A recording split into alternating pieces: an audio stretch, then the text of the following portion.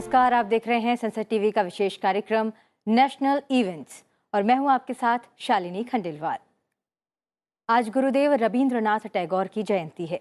प्रधानमंत्री नरेंद्र मोदी और उपराष्ट्रपति जगदीप धनखड़ ने गुरुदेव टैगोर की जन्म जयंती पर उन्हें श्रद्धांजलि अर्पित की। इस अवसर पर प्रधानमंत्री ने अपने ट्वीट संदेश में कहा कि कला से लेकर संगीत और शिक्षा से लेकर साहित्य तक गुरुदेव टैगोर ने कई क्षेत्रों में अपनी अमिट छाप छोड़ी है। हम एक समृद्ध, प्रगतिशील और प्रबुद्ध भारत के लिए उनके दृष्टिकोण को पूरा करने की अपनी प्रतिबद्धता को दोहराते हैं। उपराष्ट्रपति जगदीप धनखड़ ने गुरुदेव टैगोर को नमन करते हुए ट्वीट किया, एक प्रतिष्ठित कवि, लेखक, संगीतकार, विचारक और चित्रकार के रूप में उनकी कालातीत विरासत ज्ञान और ज्ञान की दिशा में हमारे मार्ग को रोशन करती रही है। गुरुदेव रवींद्रनाथ टैगोर की जयंती के अवसर पर संसद भवन के केंद्रीय कक्ष में विशेष पुष्पांजलि कार्यक्रम का आयोजन किया गया। लोकसभा अध्यक्ष ओम बिरला, गणमान्य व्यक्ति, संसद सदस्य और आमंत्रित लोगों ने गुरुदेव के चित्र पर श्रद्धा सुमन अर्पित किए।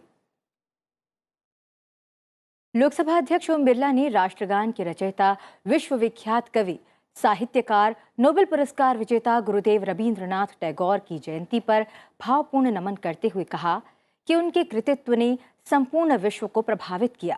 मानव को एक नए क्षितिज की ओर ले जाने वाले उनके विचार युगों युगों तक प्रेरणा का समृद्ध स्रोत रहेंगे। जब वह कविता लिखते थे, गीत लिखते थे, तो उस समय उनकी एक साहित्य कृति की रचना को, गीतांजलि, जो उस कालखंड में एशिया देश नहीं पूरे विश्व के लिए एक ऐसा उनका साहित्य था जिससे दुनिया को प्रेरणा मिली। और इसीलिए 1913 में उनको नोबेल पुरस्कार प्राप्त हुआ।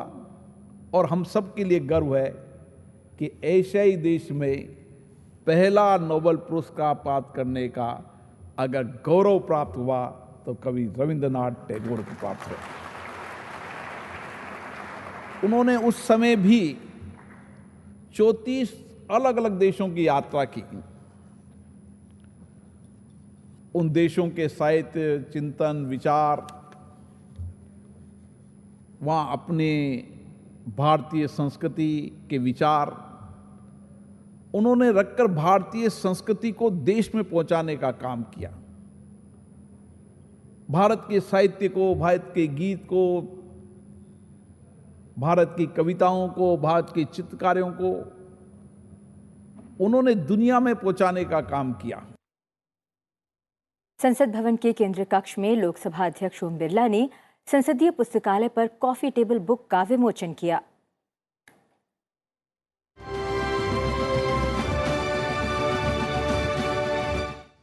लोकसभा अध्यक्ष ओम बिरला ने गुरुदेव रवींद्रनाथ टैगोर की जयंती के अवसर पर संसद भवन के केंद्रीय कक्ष में संसदीय पुस्तकालय का दौरा करने वाले दृष्टिबाधित व्यक्तियों के उपयोग के लिए सुविधाओं के सेट का भी उद्घाटन किया।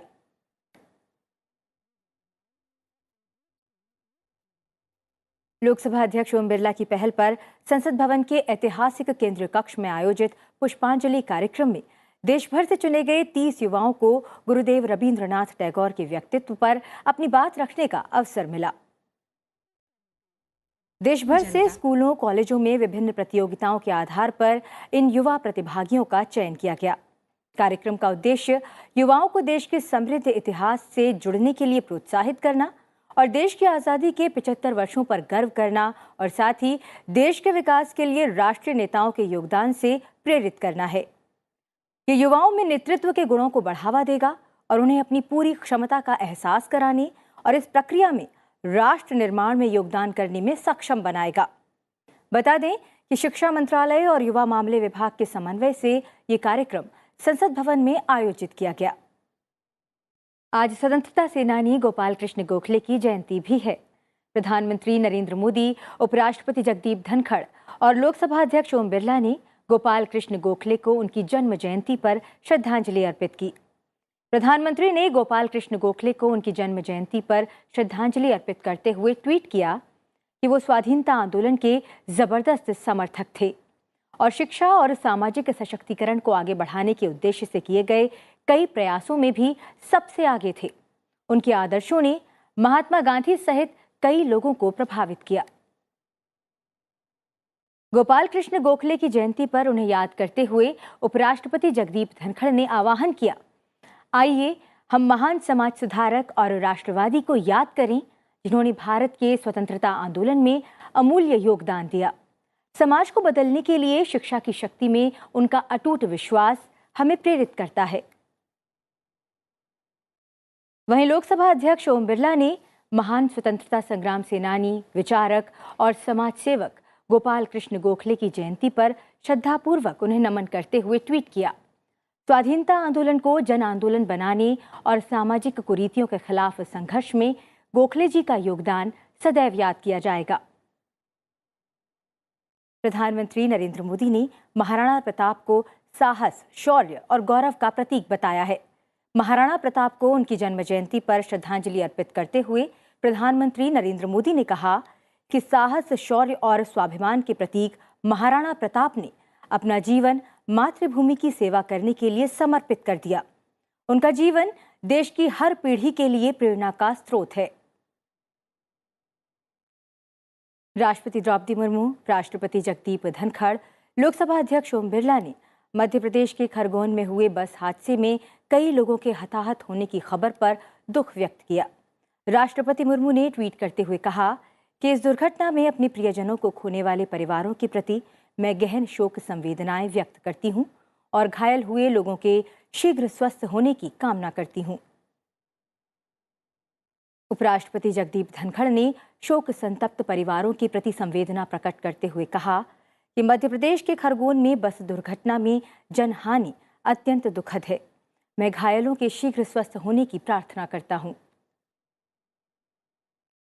वहीं लोकसभा अध्यक्ष ओम बिरला ने मध्य प्रदेश के खरगोन में यात्रियों से भरी बस के नदी में गिरने से हुए हादसे में जनहानि पर दुख प्रकट करते हुए कहा, ईश्वर दिवंगत आत्माओं को शांति प्रदान करे। असीम पीड़ा की इस घड़ी में मेरी संवेदनाएं शोक संतप्त परिजनों के साथ हैं। हादसे में घायलों के स्वास्थ्य लाभ की कामना करता हूं। प्रधानमंत्री नरेंद्र मोदी ने प्रख्यात बंगाली लेखक समरेश मजूमदार के निधन पर शोक प्रकट करते हुए ट्वीट किया। समरेश मजूमदार को बंगाली साहित्य में उनके योगदान के लिए याद किया जाएगा। प्रधानमंत्री ने कहा कि मजूमदार की रचनाएं पश्चिम बंगाल के समाज और संस्कृति के विभिन्न पहलुओं को दर्शाती हैं। फिलहाल हमारे विशेष कार्यक्रम नेशनल इवेंट्स में इतना ही। आप देखते रहिए संसद टीवी। मुझे दीजिए आज्ञा। नमस्कार।